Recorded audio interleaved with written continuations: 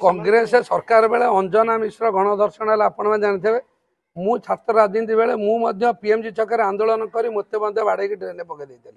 तेणुक आंदोलन एक प्रक्रिया ए घटना सरकार यथेष्ट कार्यानुष्ठान नहीं एक उच्चस्तरीय तदंत बसी खाली जे से अध्यापक प्रिंसिपाल नुह जी भी एथे दोषी थे से दंड सरकार देते आपण मु पूरा दिग को जाऊँ देखिए पूरी जगन्नाथ घटन एसपी कलेक्टर को बदली करागला परवर्ती अवस्था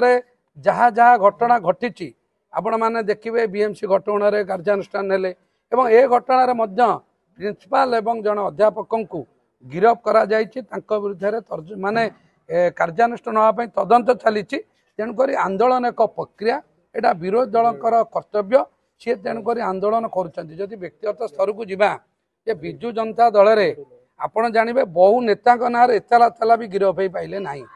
आपण जानवे मुझे धन्यवाद देवी मुख्यमंत्री को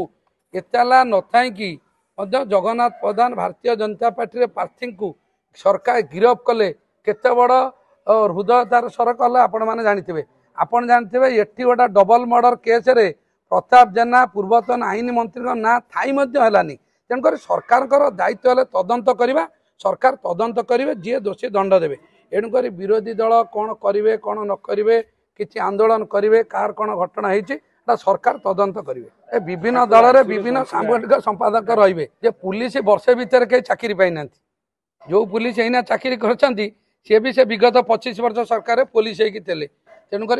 पुलिस काम करुच्ची जदि एमती किसी घटना होता तार तदंत करा